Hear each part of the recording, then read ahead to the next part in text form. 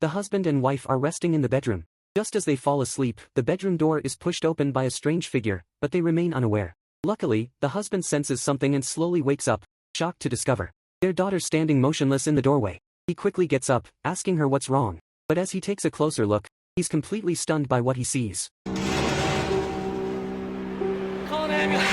At this moment, the wife wakes up too and hurriedly pulls the daughter away, tossing her out of the room. However, the bitten husband falls stiffly onto the bed, staring blankly at his daughter. Suddenly, the out-of-control girl lunges forward. She charges at the daughter, but in a moment of crisis, Mira hurriedly locks the door. Soon, a loud banging on the door begins.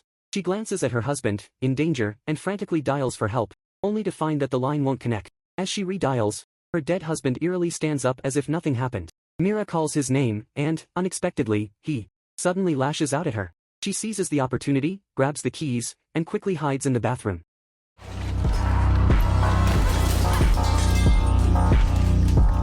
Seeing that he's not following, she breathes a sigh of relief. But before she can process what's happening, an eerie silence falls outside the door. Mira calms herself, steps out of the tub barefoot, and gently presses her ear against the door, calling her husband's name. Louis?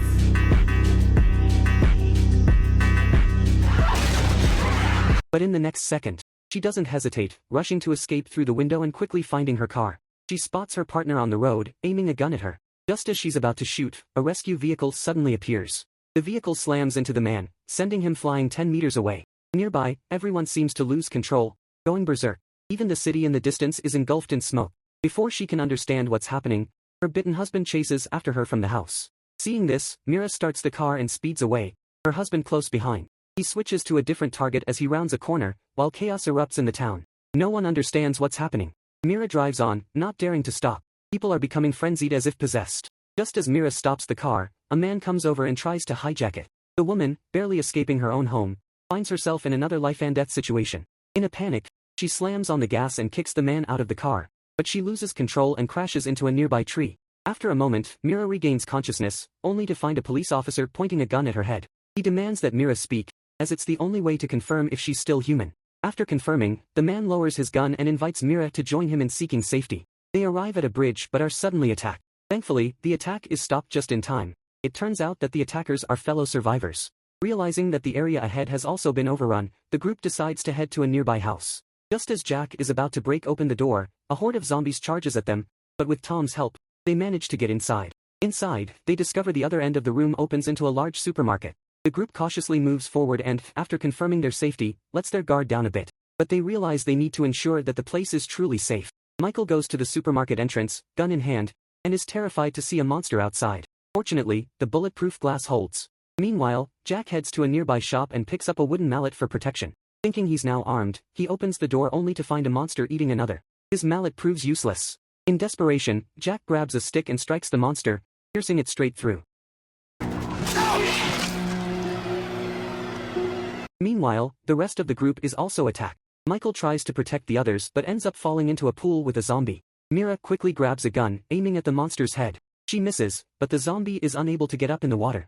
The remaining survivors regroup and take an elevator to the roof, where they encounter a security guard survivor in the supermarket. Both sides draw their guns at each other. Initially, the man with a mustache doesn't want them to stay, but eventually, they agree, realizing they have nowhere else to go. They learn from the TV that the entire city has fallen, and there's no truly safe place outside. Having lost her husband and daughter, Mira is devastated, grieving over the sudden loss of 2 loved ones in just hours. To protect everyone's safety, the man with the mustache kills any zombies that break in and throws them off the roof. They paint an SOS signal on the rooftop, but soon, they see a horde of zombies heading toward the supermarket. Tom speculates that perhaps remnants of memories are drawing them here. Suddenly, they hear a gunshot from a nearby building and see another survivor. Just then, a helicopter flies by. They shout, but it flies away. They realize no rescue is coming. The supermarket is their last stand. The guard throws the wrapped bodies off the building, attracting even more zombies that start to swarm toward the supermarket. Soon, the supermarket entrance is surrounded by zombies. Suddenly, a large truck appears, followed by a swarm of monsters. The survivors on the truck are in danger. Mira and the others want to help, but Mustache Man refuses. Jack seizes the gun, locking Mustache Man in a room. The truck breaks through the horde and reaches the back door of the supermarket. To their surprise, there are 6 survivors on the truck. With their help, a bitten, overweight woman is pushed inside. Mira rushes to check her, but it's too late. As everyone discusses how to bury her, the covered body suddenly sits up.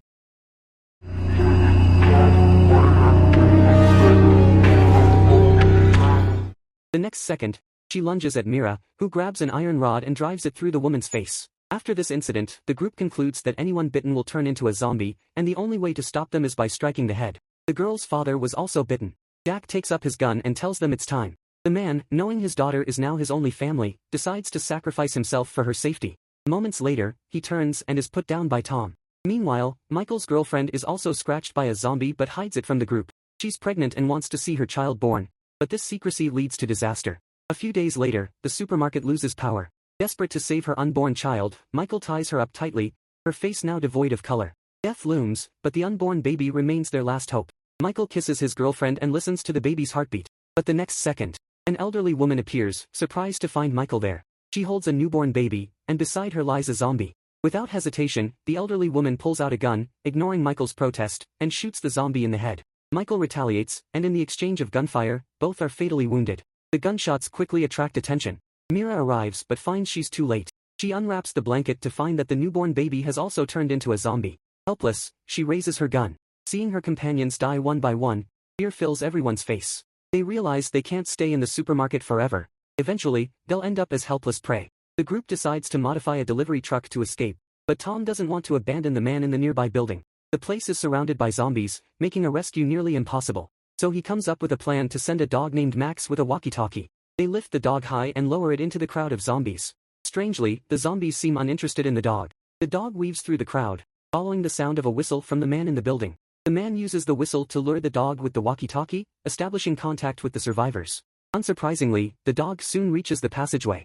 Unfortunately, just as the man retrieves supplies, several zombies enter the passageway. After several gunshots, Tom hears the man's voice on the walkie-talkie. Just when they think they're safe, bad news follows. The man reveals that he's been bitten. Everyone's face turns somber, knowing a bite means infection. The dog's owner is deeply worried about his pet. Secretly, he starts the car and charges into the zombie horde. Moments later, the walkie-talkie crackles with the girl's desperate cries for help. One crisis follows another. With no other option, the remaining survivors set out to rescue her. They enter the house, only to find the man banging against a wardrobe. Without hesitation, Tom pulls the trigger. The girl hears the gunshot and opens the door, finally saved. They work together from inside and outside. On the rooftop, Mustache Man detonates a gas tank, and the zombies below are engulfed in flames. Hearing the explosion, the others rush out, then crawl into the sewer to return to the supermarket. Thankfully, they make it back safely. But now zombies are flooding in from the sewer, making the supermarket unsafe. They immediately board the modified truck and break through the doors. However, outside, a massive horde of zombies surrounds them, blocking their path after only a few steps. As they're trapped, they prepare their final strategy. One of the men revs up a chainsaw, cutting through the zombies around the vehicle. Mustache Man grabs a gas tank and climbs onto the roof, hurling it into the crowd. Unexpectedly, a burly zombie picks it up, alarming Mustache Man. Just as the zombie is about to throw it back, he takes aim and fires at the gas tank. The tank explodes, scattering zombie remains everywhere. Without hesitation, Jack slams on the gas pedal. Both trucks burst through the crowd, swerving wildly down the road. At that moment, Michael notices a zombie clinging to the back. The man fires up the chainsaw, but in a sudden turn, it lands on a woman inside the truck. The truck flips over. Seeing this, Mira urges Jack to go back and help. After the crash, Michael survives, but a teammate selfishly grabs a gun and leaves him behind. The teammate is immediately attacked by a zombie upon exiting.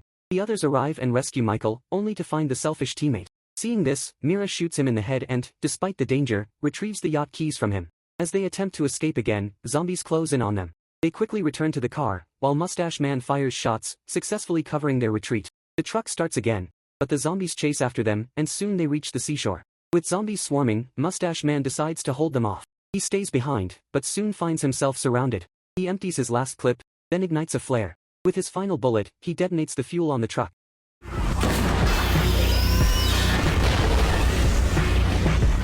The dock explodes, taking out a large group of zombies. But as soon as some fall, more take their place. The group hastily boards the yacht. Just before they leave, Jack chooses to stay behind, as he's been bitten. Knowing his fate, he says a quick goodbye. At sunset, the yacht speeds away. Alone on the dock, Jack glances at his gun and decides to end it himself. Yet the group's troubles aren't over. They soon reach a small island. Thinking they've escaped, they realize the entire island is deserted, except for hordes of zombies. The movie ends here.